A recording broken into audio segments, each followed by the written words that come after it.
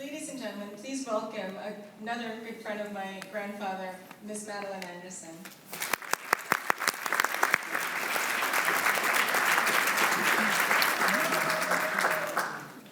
Good evening, everyone. Good evening.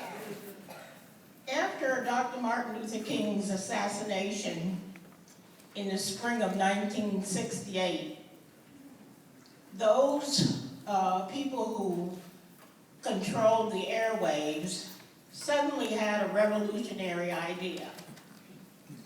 There were various opinions as to why all of them had the same idea at the same time. But their idea was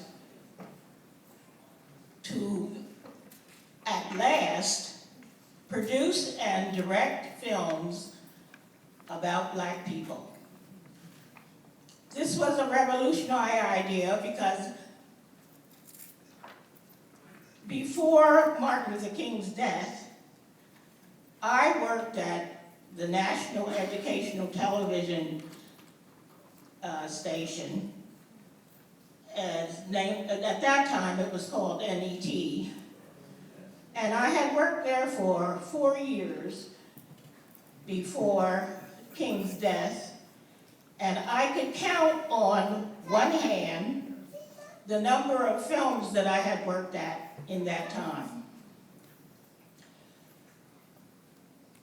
PBS in New York decided to produce a series called Black Journal. Black Journal was publicized as a television series for, of, and about Black people.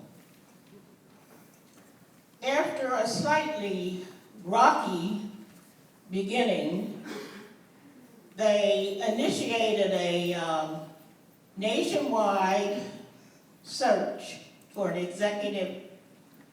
Black executive producer, and Bill Greaves was hired for that position.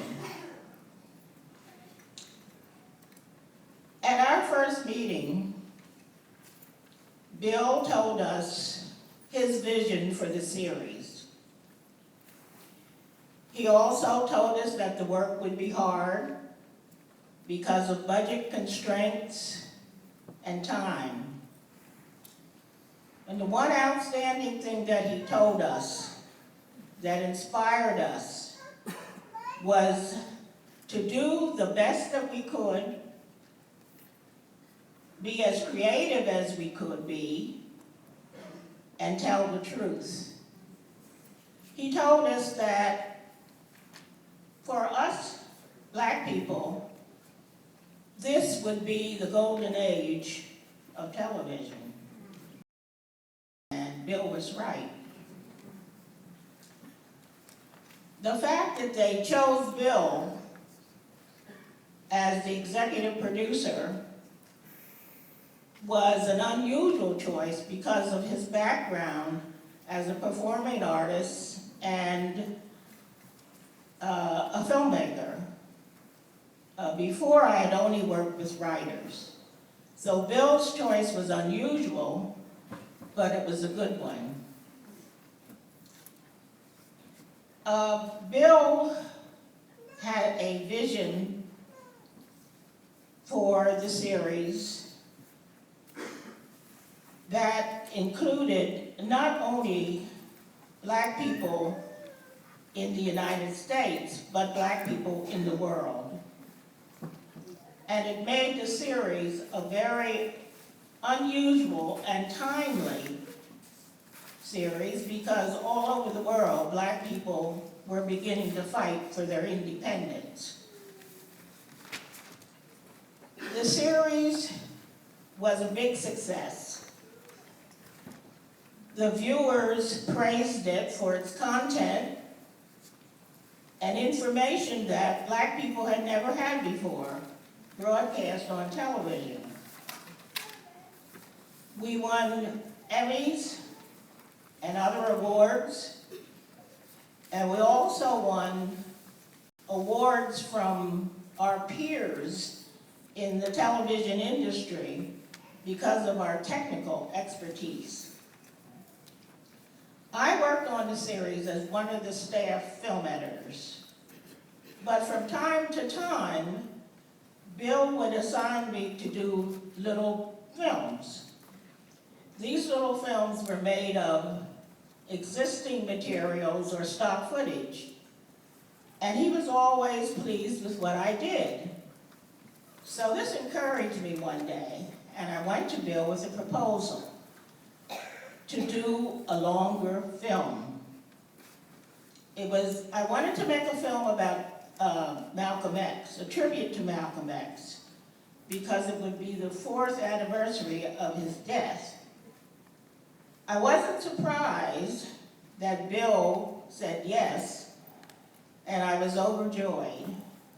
And I became the only woman to produce and direct a film for Black Journal.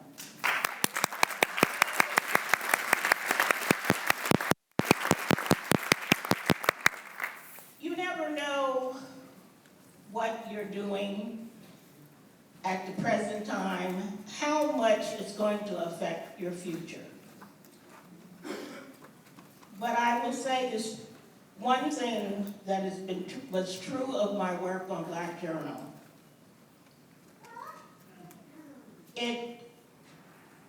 When I worked on Black Journal, I felt that I was appreciated and trusted, and it gave me the courage that I needed to go on to do what I wanted to do.